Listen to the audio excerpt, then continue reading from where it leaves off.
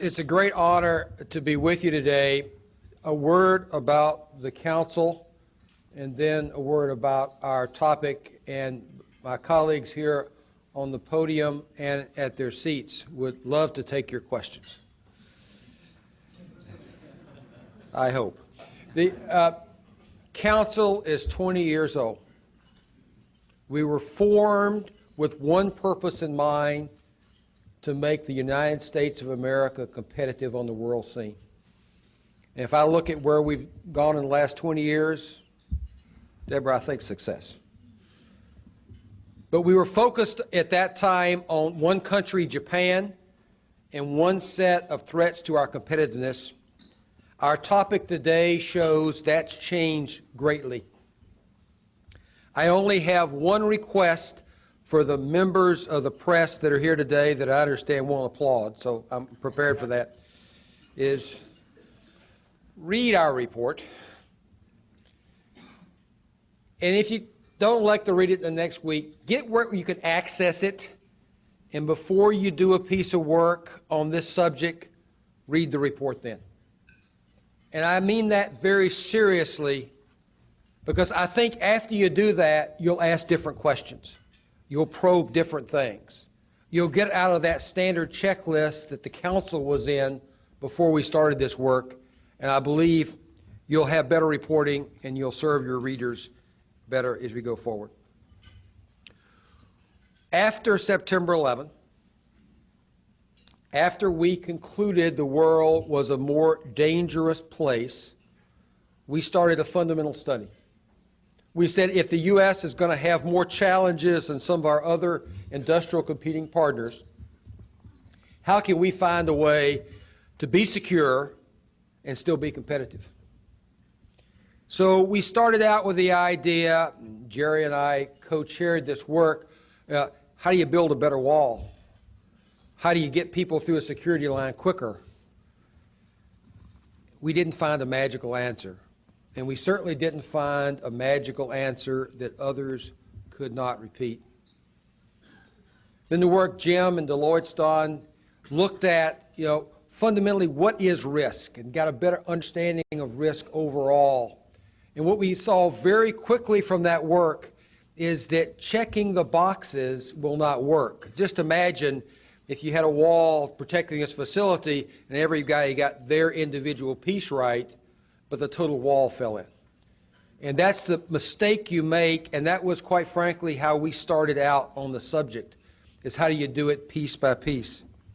We looked at industries including financial services, petroleum, chemicals, electrical power, and pharmaceuticals in great depth. And we studied suppliers to those industries. We studied individual executives, professionals. We looked at environmental and all types of points we could, and we did not walk away with a great aha about how to build that stronger wall. What we did walk away was what today talks about is resilience. And we found that resilience is baked in to the DNA of a company, a university, or a governmental organization. And when you bake that in with fundamentally solid, powerful processes, training of your people, and systems that can respond, you are indeed putting together what you need for whatever kind of security threat we have. And that's why it is about resilience. I can say from my experience inside my own company, DuPont, we've trained every year at least 3 times on some kind of security issue. Not one of those have ever happened. What we find, though, is we build those fundamental skills and we put in processes that do happen and we do apply regularly. So our message today is quite simple.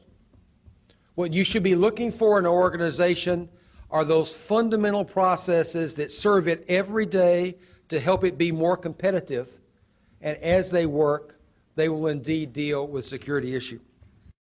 We, as lawmakers, take the actions they need to take. It is important they keep that in mind. So it's very difficult to write a law that says have good quality, have reliable systems. but somehow that's what should be encouraged. Let me give you just a bit of data. 93% of companies that lost their data center for 10 days or more were bankrupt within a year. Fundamental strength. It doesn't matter whether you lost your data center from a hurricane, a terrorist attack, or an operating error. There's still the same fundamentals that you must put in place. Let me share just a few examples from DuPont around this fundamental finding that we have. The first step in a resilient organization is understand that they're involved in turbulent change. It's the frog in the boiling water story. You must have systems in place to be sure that you know that there's an issue. Inside DuPont, we have certain designated people that aren't necessarily in the line of fire that look every day at what might be potentially an issue and flag it. Because we find the line operators always think they can manage whatever's coming up. And so you've got to have systems that bring that out. Inside our company, we have 2 reports every day on external events from different perspectives that could impact our company, and a group of people sit down every morning at 8:15 East Coast time and say, which one of those do we have to pay attention to and do something about it? We can't respond to every one, but having those kind of resilient systems inside your organization, again, whether it's a university, a state agency, are very critical. The other thing we found from our work is that what you do in the first 48 hours is critical from a communication standpoint and making sure everybody is on board. Our experience in the process industry is the first 6 hours is the most critical of the 48.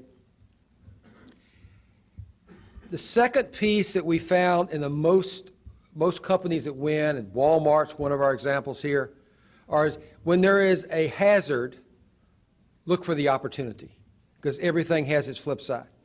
And if you do have those resilient systems, there can be opportunities for every company, every university, every government agency is involved.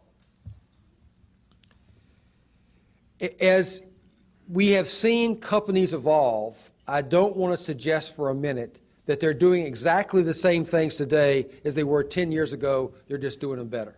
They have indeed changed. They have recognized the nature of risk are different. We see a number of companies that now have plans for avian flu.